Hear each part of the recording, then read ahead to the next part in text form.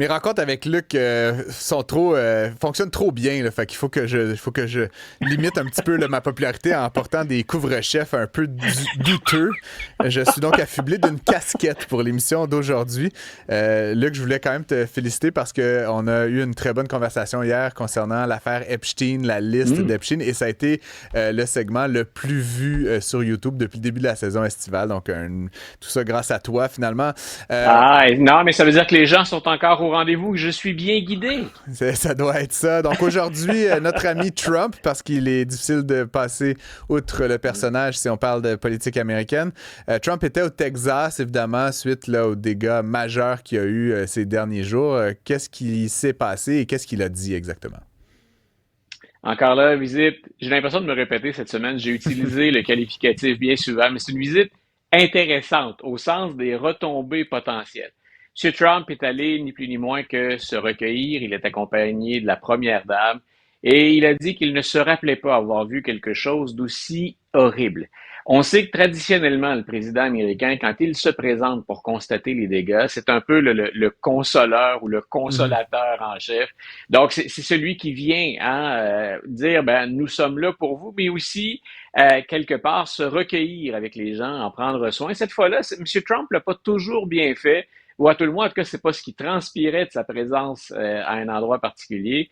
Cette fois-ci, donc, il l'a fait. Ce que j'ai trouvé plus intéressant pour les sinistrés, mais également au plan politique, c'est que depuis qu'il est revenu à la Maison-Blanche, qu'il est entré en scène, depuis que Elon Musk est passé avec le Mhm. Dodge, on a effectué de nombreuses coupures. Puis on avait dit d'ailleurs en début de semaine, pas certain que les coupures du National Weather Service, qui est responsable des alertes météo, on se disait, il faudra peut-être réfléchir à ça éventuellement. C'était difficile de mettre le doigt sur un ou une responsable dans tous les facteurs aggravants, parce que c'est un peu une tempête parfaite à laquelle on a eu droit au Bien sûr. Texas.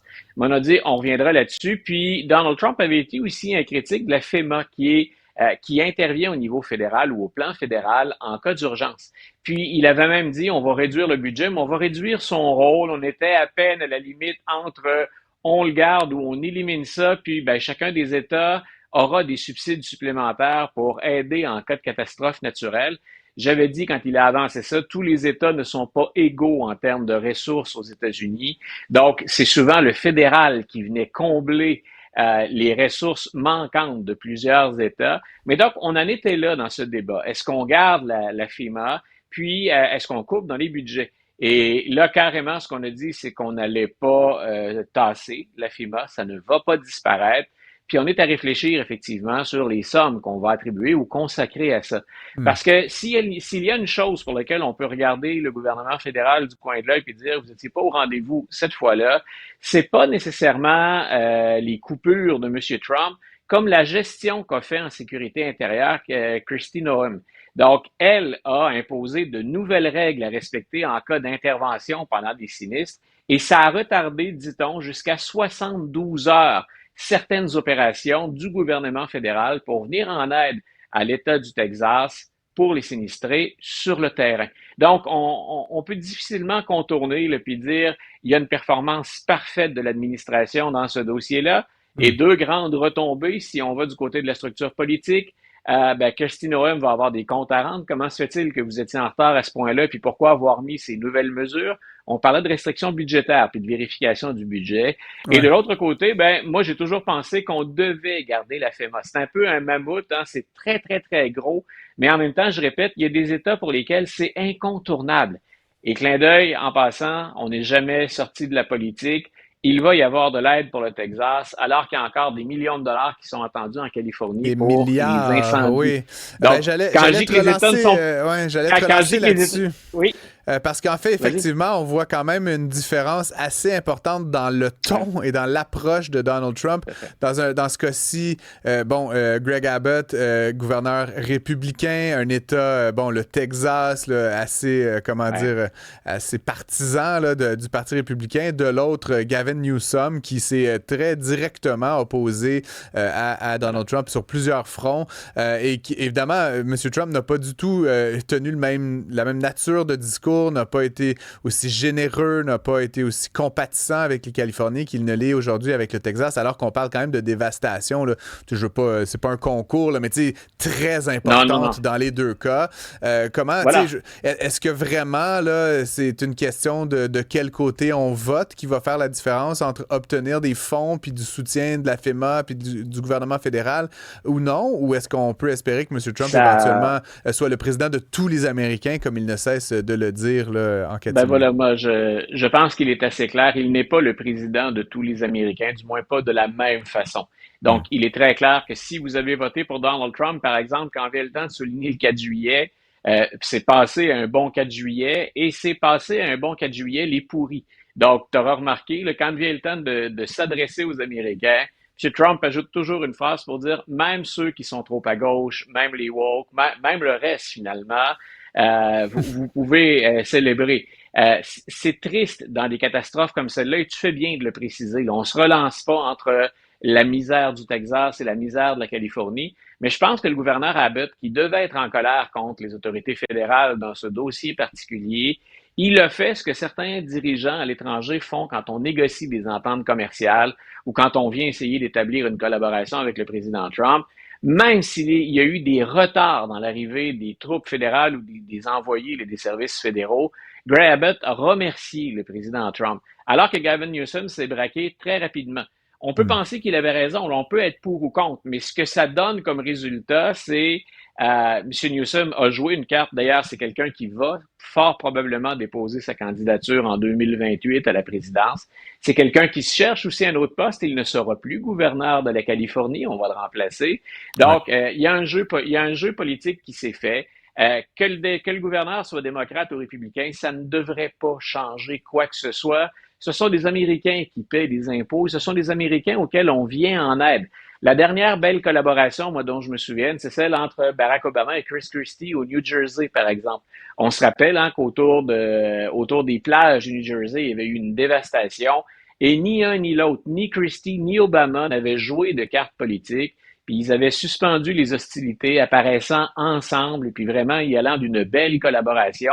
Quand on a des politiciens responsables à l'extérieur d'une période aussi polarisée, c'est ce à quoi on devrait être en droit de s'attendre. Et ce n'est pas ça qu'on voit présentement. Et il n'y a évidemment pas aucun démocrate là, qui a été montré à la télévision. En tout cas, ce que j'ai pu voir aujourd'hui, c'était vraiment le Trump Show. Christine Noem apparaît, Melania Trump également. Ça, tout à fait. Je voulais qu'on revienne sur ce sujet qu'on n'arrête pas de reporter. Puis là, bon, encore une fois, on va devoir le faire un peu rapidement, mais on y reviendra. Le droit du sol, là, évidemment, qui est un sujet très chaud aux États-Unis. Le bras de fer continue. La Cour suprême a récemment permis à Donald Trump de poursuivre là, son interdiction d'accorder la citoyenneté aux enfants de migrants en situation irrégulière. Comment comprends-tu la situation actuelle? Puis où est-ce que ça risque d'atterrir, Luc? On fait ça rapidement, mais c'est bien finalement qu'on puisse y aller rapidement parce qu'il va y avoir un autre chapitre à écrire bientôt dans ce dossier-là. La Cour suprême fait ça régulièrement depuis quelque temps, c'est-à-dire qu'on a l'impression d'une victoire sur le coup pour l'administration Trump, mais la Cour suprême, et la majorité, elle est conservatrice, souvent, ils ne se prononcent pas sur le fond d'un dossier. On se prononce sur des technicalités. Voici qui a le droit de traiter ça, qui n'a pas le droit de traiter ça, de recevoir une cause ou pas. Donc, la dernière fois que la Cour suprême s'est prononcée, on n'avait pas réglé la question du 14e amendement. C'est celui qui dit que quand on est en sol américain, on obtient la citoyenneté. Ça avait été fait pour accorder la citoyenneté, c'est ça, aux esclaves et aux enfants d'esclaves qu'on a libérés avec la guerre de sécession, mais on l'applique en immigration telle qu'elle, noir sur blanc, depuis cette époque-là. C'est un peu Luc, une norme internationale. Je veux dire, tu nais quelque part. C'est un peu une norme internationale. Tu es un peu citoyen. C'est un peu bizarre je serais né aux États-Unis, ça serait écrit telle ville USA sur mon certificat de naissance et je ne peux pas y aller ou je n'ai pas. C'est quelque chose d'un peu singulier. Donc, M. Trump a supprimé, ou a fait interdit l'automatisation de ça. Voilà. Il était en phase de le faire. On s'est opposé à ça. La Cour suprême a dit laissez-le aller puis revenez-nous. Grosso modo, sous-entendu au cas par cas. Il y a un juge au New Hampshire qui a probablement entendu ça, un juge d'une cour fédérale, qui lui vient de bloquer cette mesure-là dans un cas précis et il l'a bloqué pour l'ensemble du territoire américain. C'est un juge fédéral. Donc, la décision tient le coup pour 7 jours. quand je te disais, il y aura un prochain épisode ou un nouveau chapitre à écrire, moi, je m'attends à ce que la Cour suprême donne un nouvel avis, mais là, on va aller plus vers le concret, vers le terre-à-terre. Plutôt que de jouer sur des technicalités, c'est, dans ce cas-ci, les enfants dont il est question, vont-ils être américains ou si la Cour suprême autorise le président à aller de l'avant et leur retirer ce qu'on accordait d'emblée auparavant? Fred Bastien? Ouais, pour ce qui est du droit de sol, là, effectivement, c'est plus une norme peut-être occidentale, là, parce que pour les pays où oui, quand on dit international, cas, c'est occidental, effectivement. Chine, Japon, Corée du Sud, Inde, Arabie Saoudite ne sont pas dans ce droit de sol, mais effectivement, là, pour les pays qu'on connaît un peu plus de notre côté. Donc, on peut naître au Japon et n'avoir pas la nationalité japonaise. Oui. Ce sont des endroits un peu plus fermés parfois. Et ce qui est très intéressant là-dedans, j'aime bien le commentaire parce que les Occidentaux sont à réfléchir à ça dans l'ensemble. Les pays, en fait, les démocraties libérales en général, le phénomène de l'immigration, c'est un des plus grands phénomènes du 21e siècle. Il y a un nombre de migrants croissant à l'échelle des pays occidentaux. Et là, on se demande effectivement comment on va gérer ça. Et on ne parle pas de racisme, de progressisme, de conservateur. On le voit de manière très, très terre-à-terre en termes de capacité d'accueil et en termes de citoyenneté. Comment va-t-on gérer tout ça? Parce que je répète que l'amendement auquel on réfère, c'est peut-être là-dessus que va jouer l'administration Trump. C'est un amendement qui avait été fait pour des Noirs, mais ces Noirs-là étaient esclaves aux États-Unis auparavant. On en faisait maintenant des citoyens. Donc, c'est un contexte bien particulier qu'on n'a pas vraiment remis en question, sauf à une reprise, je crois, mais qu'on n'a pas vraiment remis en question depuis l'époque. Donc, prochain chapitre, probablement la semaine prochaine, Francis.